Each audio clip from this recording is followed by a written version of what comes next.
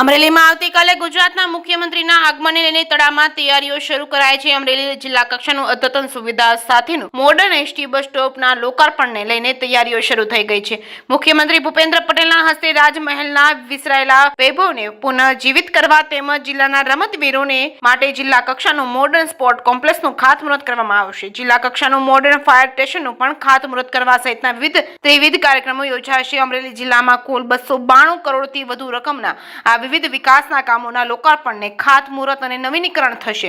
જે કેસની ગુજરાતી સાથે જૈનિક સોજિત્રા અમરેલી। મારું નામ અલ્તાફભાઈ લારીવાલા અમરેલીમાં રહું છું, બરાબર છે ને। આ જે બસ સ્ટેન્ડ અત્યારે જે બન્યું જે છે ને એ લગભગ અત્યાર સુધી મેં જોયું પણ આવડું મોટું બસ સ્ટેન્ડ ને આટલી સુવિધાવાળું ક્યાંય નથી ને બસ સ્ટેન્ડની ઘણા ટાઈમથી બધાને આમ ઇંતજાર હતો। જોકે મારી દુકાન અંદર છે, અમને બહુ ઇંતજાર હતો કે ક્યારે ચાલુ થાય।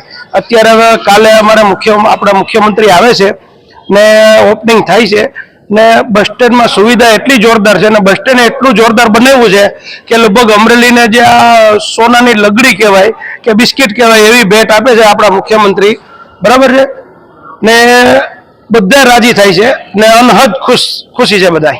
સીએમ શ્રી ભૂપેન્દ્ર પટેલ સરનાઓ જ્યારે આવતીકાલે અમરેલી જિલ્લાની મુલાકાત કરનાર છે ત્યારે અમરેલી જિલ્લા ખાતે નાગનાથ મંદિર, રાજમહેલ એક્ઝિબિશન તથા એસટી ડેપોના લોકાર્પણ કે જ્યાં સભાનું 2500થી વધારે લોકો ભેગા થનાર છે।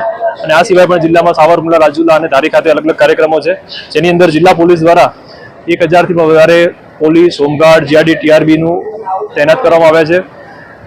અહીંયા આગળ સભા સ્થળ ખાતે 3 પોલીસ ઇન્સ્પેક્ટર, 8 પોલીસ સબ ઇન્સ્પેક્ટર્સની અને આ સાથે રોડ બંદોબસ્તમાં પણ પીઆઈ, પોલીસ સબ ઇન્સ્પેક્ટર્સ બધાનું વહેંચણી કરવામાં આવેલ છે અને પોલીસ દ્વારા પૂરતી તકેદારીના પ્રયત્નો કરવામાં